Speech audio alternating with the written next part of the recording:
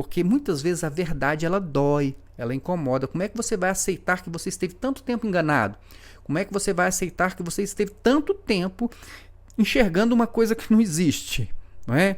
Então isso dói muito, você ter que admitir, né, que aquelas visões eram falsas, você ter que admitir que você estava simplesmente num ativismo religioso. Então essas coisas doem muito, machucam. Então a pessoa ela fica mais confortável se ela continuar com aquela situação do que ter que encarar a realidade, a luz e a verdade.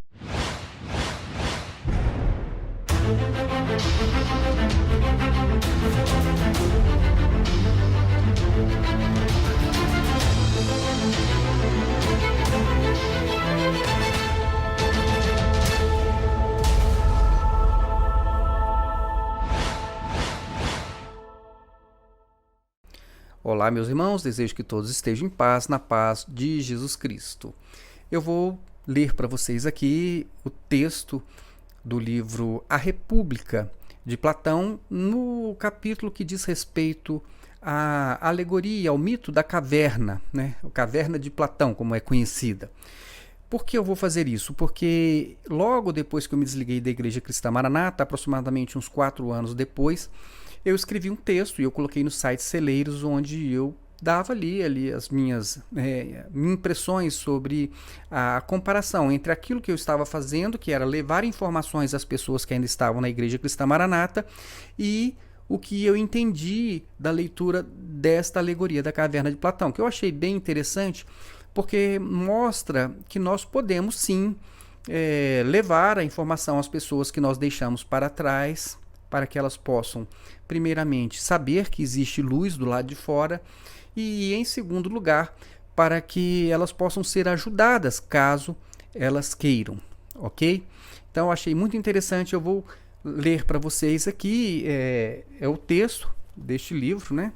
Está aqui, ó, da A República de Platão. Esse aqui é a editora Martin Claret, está entre as páginas 210, se não me engano. Isso, está entre as páginas 210 e 212, ok? E eu passei aqui o texto para o Word e vou ler para vocês e fazer algum comentário. Hoje eu gravei um vídeo e coloquei no canal Manaim versus Anátema. Neste vídeo eu leio também esse trecho e eu coloco a ilustração do que está aqui neste texto. Então, se você quiser depois, para você entender, a ilustração ajuda bastante. É só você acessar ali o canal Manaim versus Anátema e tem então a gravação do vídeo com a ilustração, ok? Mas sem fazer referência alguma à Igreja Cristã Maranata, porque no canal Manaim versus Anátema a gente traz ali vídeos de um modo mais geral, ok? Aqui mais específico em relação à Igreja Maranata, e eu vou fazer aqui algumas comparações. Ok? Vamos lá? Diz então o livro A República, aqui de Platão, nas páginas 210 e 212. Diz assim: suponhamos uns homens numa habitação subterrânea em forma de caverna, com uma entrada aberta para a luz que se estende a todo o comprimento dessa gruta. Então, há homens que estão dentro de uma caverna. Estão lá dentro desde a infância, algemados de pernas e pescoços, de tal maneira que só lhes é dado permanecer no mesmo lugar e olhar em frente.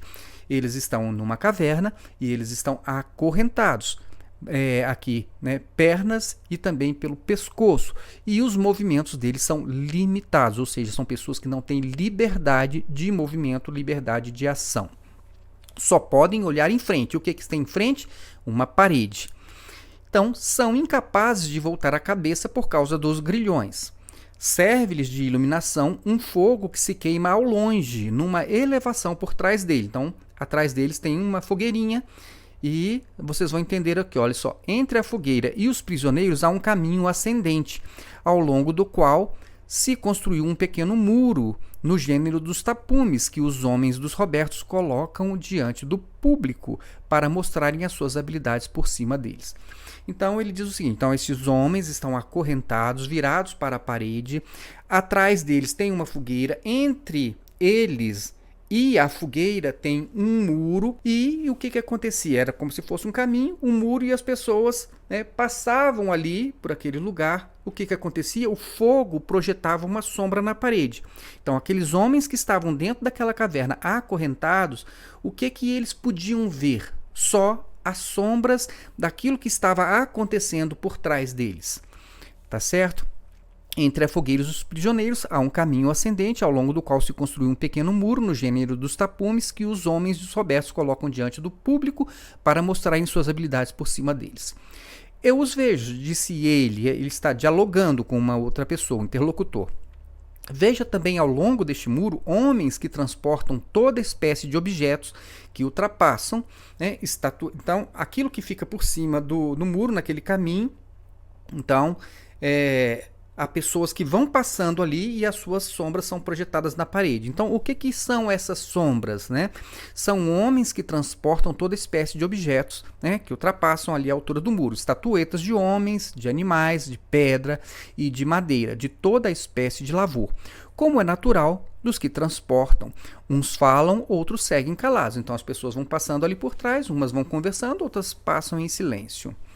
Estranho quadro e estranhos prisioneiros são esses do que tu falas, observou ele, o interlocutor. Semelhante a nós, continuei. Em primeiro lugar, pensas que, nestas condições, eles tenham vistos de si mesmo ou dos outros algo mais do que as sombras projetadas pelo fogo na parede oposta da caverna? Então ele está dizendo, tudo o que os prisioneiros estão vendo é o quê? São as sombras projetadas na parede da caverna. Como não? Respondeu ele. Se são forçados a manter sempre a cabeça imóvel, e os objetos transportados? Não se passa o mesmo com eles? Sem dúvida. Então, o que eles estão vendo? Projeção de homens e dos objetos que eles transportam. Então, se eles fossem capazes de conversar uns com os outros, não te parece que eles negariam estar a nomear objetos reais quando designavam o que viam? Então, se pudesse haver um diálogo entre as pessoas que estavam passando e as pessoas que estavam ali, os prisioneiros, aí iria haver uma diferença, porque uns iriam fazer referência a um objeto real e outros iriam fazer referência àquilo que eles estavam vendo, às sombras. Aí o interlocutor diz, realmente, e se a prisão tivesse também um eco na parede do fundo? Quando alguns dos transeuntes falasse, não te parece que eles não julgariam outra coisa senão que era a voz da sombra que passava? Então ele diz assim, e se houvesse um eco, né, ali naquela caverna que pudesse ser ouvido ali na frente pelos prisioneiros? O que eles iriam imaginar? Eles iriam imaginar que as sombras estavam falando. Né? Não as pessoas reais atrás deles, mas que as sombras estavam falando. Ou seja, eles estariam sendo enganados pelos seus próprios sentidos. Quais os sentidos? O sentido da visão e o sentido da audição. Então eles iriam ouvir e eles iriam ver e eles iriam ter a certeza de que aquelas sombras eram a realidade. A visão e a audição deles eram a prova disso. Os sentidos deles provaria que eles estavam certos. A experiência deles provaria que eles estavam certos. Ok? Continua. Por Zeus que sim. De qualquer modo, afirmei, pessoas nessas condições não pensavam que a realidade fosse senão a sombra dos objetos. Essas pessoas pensam que aquelas sombras são a realidade que existe. Exatamente, disse ele. Considera, pois, continuei, o que aconteceria se eles fossem soltos das cadeias e curados da sua ignorância para ver se, regressados à natureza, as coisas se passavam deste modo? O que aconteceria se essas pessoas fossem libertas e fossem, então, para o local da liberdade, da natureza? O que será que aconteceria? Né? Logo que alguém soltasse um deles e o forçasse a endireitar-se, e de repente a voltar o pescoço e a andar e a olhar a luz, ao fazer tudo isso sentiria dor, e o deslumbramento impedi-lo-ia de fixar os objetos cujas sombras via outrora.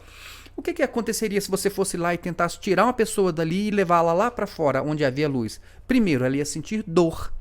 Ela ia sentir dor porque a realidade dela era aquela. Então, e você iria estar forçando aquela pessoa a encarar a luz, e aquilo ia ser um incômodo muito grande para ela, e ela não ia nem mesmo conseguir abrir os olhos e fixar os objetos que eram aqueles objetos reais que estavam sendo projetados como sombras. Então é isso que ele diz. E ele continua. Que julgas tu que ele diria se alguém lhe afirmasse que até então ele só vira coisas vãs, ao passo que agora estava mais perto da realidade e via de verdade, voltado para os objetos mais reais? O que você acha que essa pessoa diria quando ela percebesse, então, do lado de fora, que tudo aquilo que ela estava vendo lá dentro eram sombras e que não era a realidade. É a pergunta que ele faz. E ele continua assim: e se ainda, mostrando-lhe cada um desses objetos que passavam, o forçassem com perguntas a dizer o que era? E se então essa pessoa tirada lá, um prisioneiro que foi tirado, levado lá para fora, e alguém começa a fazer perguntas sobre aqueles objetos, o que será que eles diriam? Eles iriam dar as informações das sombras que eles tinham, não é? Então, por exemplo, é apenas um exemplo. Vamos imaginar o seguinte: você tem uma pessoa que está na Igreja Cristã Maranata e eles vivem de coisas que não são a realidade bíblica. Por exemplo, a Bíblia não fala de quinta medida, mas eles aprenderam lá que existe uma quinta medida que vem da Bíblia, ou seja, é uma sombra da Bíblia, porque não está na Bíblia, é uma revelação para eles além da letra. Né? Então, quando você começa a indagar essas pessoas, mas me mostra aí o texto que fala de quinta medida, a pessoa fica com dificuldades, não é verdade? Ela fica com dificuldades, porque não tem texto que fala de quinta medida, não tem texto que fala de arrebatamento em quarta trombeta, não tem texto que fala que a oração ela só é ouvida quando tem um clamor pelo sangue de Jesus, não tem texto que fala sobre quimerismo, não tem texto bíblico que fale que você tem que abrir a Bíblia aleatoriamente para perguntar a Deus o que você vai fazer no seu dia a dia. Não existem textos bíblicos sobre isso. Então, quando você começa a questionar a pessoa e dizer assim, então me mostra aí o texto que fala que Jesus volta na quarta trombeta, a pessoa não sabe. E é isso que ele está dizendo aqui, ó. Não te parece que ele se veria em dificuldades e suporia que os objetos vistos outrora eram mais reais do que o que eles agora lhe mostram? Ele vai começar a dizer assim, não, a verdade é aquela, porque aquilo era a realidade que ele conhecia, as sombras. E ele se apega àquilo, mesmo você mostrando, olha, mas a Bíblia não diz isso. E o que o texto fala que sobre o corpo de Cristo é outra coisa. O que o texto fala sobre arrebatamento da igreja também é outra coisa. Mas a pessoa ainda continua apegada àquelas sombras.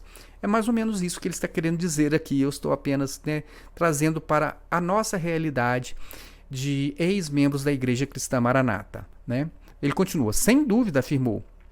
Portanto, se alguém o forçasse a olhar para a própria luz, doer-lhe os olhos e voltar-se-ia para buscar refúgio junto dos objetos para os quais podia olhar e julgaria ainda que estes eram, na verdade, mais nítidos do que o que lhes mostravam. Então, você quer fazer na marra? Você quer pegar uma pessoa que está, por exemplo, lá na Igreja Maranata e quer mostrar na marra? Não vai funcionar, porque ele acha mais confortável viver, né, com aquela imagem que não dói a sua vista. Porque muitas vezes a verdade ela dói, ela incomoda. Como é que você vai aceitar que você esteve tanto tempo enganado? Como é que você vai aceitar que você esteve tanto tempo enxergando uma coisa que não existe? Não é? Então isso dói muito, você ter que admitir, né, que aquelas visões eram falsas, você ter que admitir que você estava simplesmente num ativismo religioso. Então essas coisas doem muito, machucam. Então a pessoa ela fica mais confortável se ela continuar com aquela situação do que ter que encarar a realidade, a luz e a verdade. Não, eu prefiro ficar assim, aqui tá bom, aqui tá confortável, aqui eu sou um crente em Jesus e tá tudo certo. É mais ou menos isso que Platão está dizendo. Você querer mostrar um objeto real para a pessoa, aquilo é tão desconfortável que às vezes ela pode preferir voltar para enxergar apenas a sombra do objeto. Seria assim, disse ele, e se o arrancassem dali à força e o fizessem subir o caminho rude e íngreme, e não o deixassem fugir antes de o arrastarem até a luz do sol? Não seria natural que ele se doesse e agastasse por ser assim arrastado, e depois de chegar à luz com os olhos deslumbrados, nem sequer pudesse ver nada daquilo que agora dizemos serem os verdadeiros objetos? Você pega a pessoa à força, né? Ele está dizendo assim, e se acontecesse se você pegasse a pessoa à força e levasse ela para a luz? Não adianta, porque ela não consegue enxergar. Né? Você pega essa pessoa, você leva ela para a luz, ela sente dor, ela sente que isso é uma violência, que você está fazendo algo contra ela, você só está querendo ajudar, você está querendo mostrar a verdade, mas aquilo dói para ela. Então é uma violência com essa pessoa, você querer empurrar nela a verdade. Então, e aí se você quiser mostrar para ela qual é a realidade, né, ela vai continuar, né, ali com aquela, ofuscado ali com a sua visão, ela vai ficar sem enxergar. As coisas vão ser mais reais para ela nas sombras do que na luz. Porque num primeiro momento, quando você tira alguém das trevas e leva para a luz, fica tudo branco, né, e a pessoa não consegue ver nada. Então essa aqui é o fato que ele está contando. Não poderia, de fato, pelo menos de repente, porque num primeiro momento realmente a pessoa não vê nada. Pode ser que depois ela vai se acostumando com a luz e comece a enxergar todas as coisas. Mas no primeiro momento não adianta, a pessoa não consegue ver mesmo, né? Precisava se habituar, julgo eu, se quisesse ver o mundo superior. Então tem que ser aos poucos. É por isso que você tem que ir com calma. Vai mostrando aqui uma coisa, vai mostrando outra, vai trazendo a luz aos pouquinhos para a pessoa se acostumando com a luz. Então vejam só o que ele diz. Em primeiro lugar, olharia mais facilmente para as sombras, depois disso para as imagens dos homens e dos outros objetos refletidas na água e por último para os próprios objetos. A partir de então seria capaz de contemplar o que há no céu e o próprio céu durante a noite, olhando para a luz das estrelas e da lua, mais facilmente do que se fosse o sol e o seu brilho de dia. Então você, né, vai resgatar uma pessoa então desta escuridão, das trevas, né, desta escravidão aí, das sombras de uma realidade. E você traz a pessoa para a luz. No primeiro momento ela não consegue ver nada, ela não consegue enxergar, você pode mostrar, ela não vê.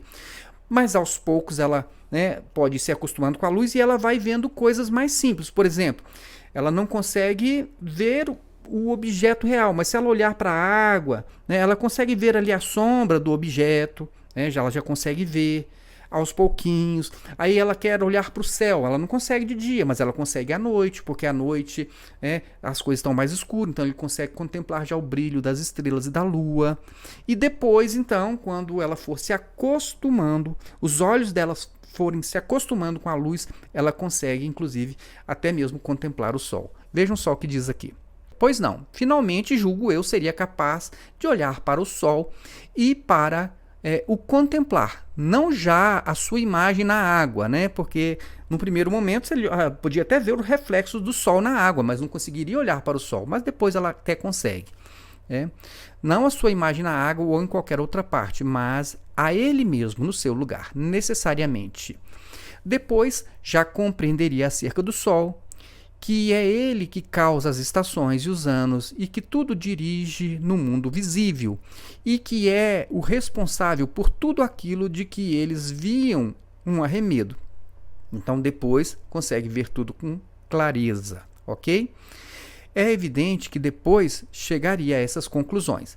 E então, quando se lembrasse da sua primitiva habitação e do saber que lá possuía e dos seus companheiros de prisão desse tempo, não crês que ele se regozijaria com a mudança e deploraria os outros? Com certeza. Então, depois de um tempo, quando ele começa a enxergar, que ele olha para trás, se lembra da situação que ele estava, daquele saber que ele tinha, daquele conhecimento das sombras, ele iria ficar muito feliz e seria deplorável a situação dele no passado, pelo menos a forma como ele iria enxergar, entendeu? E ele diz, com certeza. E as honras e elogios, se alguns tinham entre si ou prêmios para o que distinguisse com mais agudeza os objetos que passavam e se lembrasse melhor quais os que costumavam passar em primeiro lugar e quais em último, ou os que seguiam juntos, e aquele que entre eles fosse mais hábil em predizer o que ia acontecer. Então, ele diz assim, e se você se lembrasse então das honrarias que você tinha naquele lugar? Quem é que consegue responder aquela pergunta da escola bíblica dominical sobre cantares de uma coisa que ninguém sabe o que é? Né? Aí eles ficam competindo. E aquele minuto de glória, de aparecer ali na escola bíblica, de dar aquela respostinha em um minuto e aparecer para todos, né? Então aquela honraria, ou mesmo aquele título, um título de chefe de não sei o que, de responsável pelo não sei o que, responsável pelo grupo, responsável pela igreja, diácono, obreiro, pastor, aquelas honrarias. Então esta pessoa, depois de ver como as coisas são na realidade, do lado de fora, e ele se lembrasse então daquela competição entre eles, né?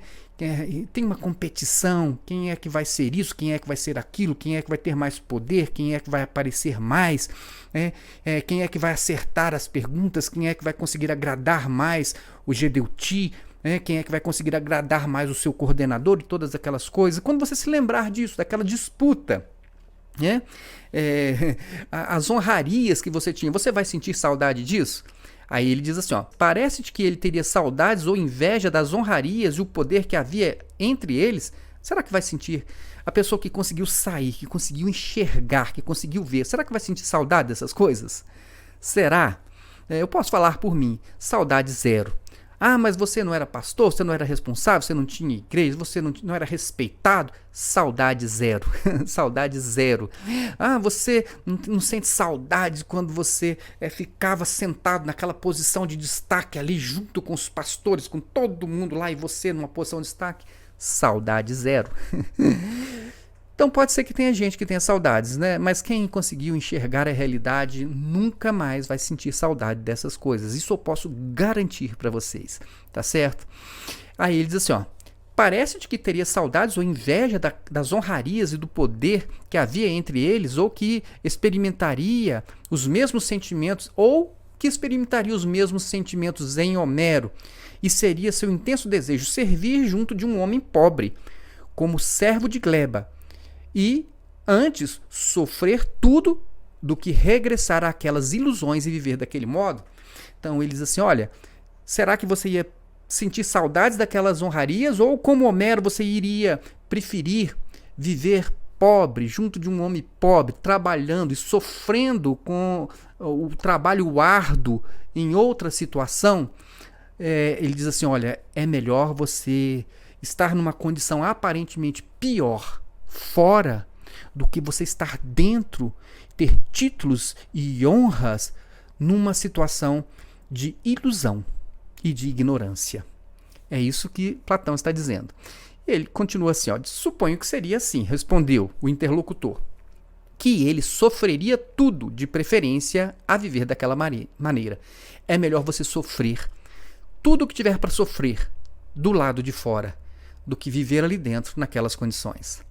Imagina ainda o seguinte, prossegui, se um homem nessas condições descesse de novo para o seu antigo posto, não teria os olhos cheios de trevas ao regressar subitamente da luz do sol? Agora ele imagina, e se alguém quiser voltar? E se alguém que saiu, né, os olhos se abriram a ponto de enxergar a realidade das coisas? E se essa pessoa quiser voltar por qualquer motivo? Como seria? Ele diz assim, quem está na luz e volta de repente para o lugar escuro, essa pessoa consegue enxergar menos do que os que estão lá. Porque naquele primeiro momento onde você sai da claridade e de repente vai para a escuridão, você não consegue ver nada, mas quem está na escuridão consegue ver alguma coisa. Seria mais ou menos assim, uma pessoa sai, se desliga da Igreja Maranata e de repente ela, por algum motivo, ela resolve voltar. Ela vai voltar para ser ridicularizada, ela vai voltar para ser um crente de terceira categoria, ela vai voltar e ela não vai mais ter a mesma condição dos que os que estão ali, que permaneceram ali fiéis àquilo lá. Ah, você sabe o que significa isso do Cantares? Você sabe o que significa aquilo? A pessoa sabe, ela não sabe essas coisas das sombras mais. E aí ele volta e ele é motivo de chacota, ele vai ser um exemplo, né, que vai ficar sendo dado aí, olha, o fulano, né, é um exemplo de derrota, é um exemplo de fracasso, é um exemplo de covardia. Eles vão usar você como um troféu. E você vai ser sempre um crente de terceira categoria e um motivo de chacota. Mesmo aí. Até que você consiga, com o passar do tempo, se adaptar de novo a isso aí. Não é? Então ele diz assim, vou repetir, se um homem nessas condições descesse de novo para o seu antigo posto, não teria os olhos cheios de trevas ao regressar subitamente da luz do sol? Pronto, fica cego, escurece tudo, com certeza. E se lhe fosse necessário julgar daquelas sombras em competição com os que tinham estado sempre prisioneiros, no período em que ainda estava ofuscado, antes de adaptar a vista e o tempo de se adaptar, não seria pouco. Acaso não causaria o riso e não diriam dele que, por ter subido ao mundo superior, estragara a vista e que não valia a pena tentar a ascensão? É isso que eu falei. Então, quando você volta, você acaba ficando em desvantagem em relação aos que estão lá. Se houvesse, então, uma competição, que é isso de Cantares? O que é aquilo? O que significa isso? O que significa aquilo lá? E as pessoas estão lá, estão habituadas daquilo, você acabou de vir para a luz, você não tem mais, não acompanhou mais aquilo, chega lá, até que você se adapte novamente, você vai ser motivo de piada e outro, e vão usar você como exemplo do que não se der. Ah, tá vendo? Saiu, quebrou a cara e voltou, coitadinho. Você vai ser um coitadinho pro resto da sua vida. Pelo menos até se adaptar e até um dia alguém lá, por alguma necessidade, achar que você ainda pode voltar a interpretar aquelas sombras como eles também. Ok? E, para encerrar, ele diz o seguinte: e a quem tentasse soltá-los e conduzi-los até cima? E se houvesse alguém que voltasse lá e tentasse libertar aqueles prisioneiros e conduzi-los para cima, para a luz? Aí ele diz assim, ó, se pudessem agarrá-lo e matá-lo, não o matariam? Matariam, sem dúvida, confirmou ele. O que ele está dizendo é o seguinte: todas as pessoas que voltam e tentam ajudar e tentam libertar aquelas pessoas que ficaram para trás, que ficaram presas naquela condição, os que estão lá, se pudessem, matariam você. E vejam só que coisa interessante. Na escola bíblica dominical do domingo passado, Gedeu Tigueiros, o presidente fundador da Igreja Cristã Maranata, fazendo referência a nós do canal Maranata Anátema, a mim, a Roseli e creio que também ao Joaquim, ele diz o seguinte, que nós temos de ser presos, ou seja, é mais ou menos isso que Platão falou, né? Eles ficam então querendo o mal. Se eles pudessem, eles nos prenderiam. Eles não fazem isso porque eles não podem. Se pudessem, eles tentariam contra nós. Não fazem porque não podem. Ok? Mais uma vez, Gedeuti falou sobre os ex-membros. Ele disse, olha, podia um ônibus passar em cima, né? Podia cair o avião, podia ter um diabetes, então ele fica desejando o mal. É isso que Platão falou. Se alguém voltar e tentar ajudar os que estão lá, certamente, se pudessem, iriam tentar contra a vida dessa pessoa. É isso aí. Isso acontece conosco também, não é? Mas só acontece com quem tem coragem de voltar e tentar levar luz, ou pelo menos uma mensagem de libertação, uma mensagem que diga o seguinte, olha, tem vida do lado de fora, a luz está do lado de fora. Olha, a realidade não está aqui. Aqui você está vivendo de sombras, de revelações e de invenções. A realidade da Bíblia é outra. E aí, se você tentar fazer isso, você pode sofrer, né, com esta ira daqueles que preferem ficar presos e que não querem ser incomodados ou não querem se mover do conforto que as trevas trazem para os seus olhos, vivendo apenas das sombras. Mas nós não pensamos assim, nós não podemos pelo menos deixar de avisar. Olha, esta é a realidade está na Bíblia e não nas sombras. Há luz do lado de fora e você também pode sair. Talvez no primeiro momento aconteça isso. É difícil de encarar a luz, é difícil encarar a realidade, é difícil ver as coisas com clareza, mas com o tempo tudo fica claro para você, ok? Desejo que Deus abençoe a sua vida, fique na paz de Jesus e até o nosso próximo vídeo.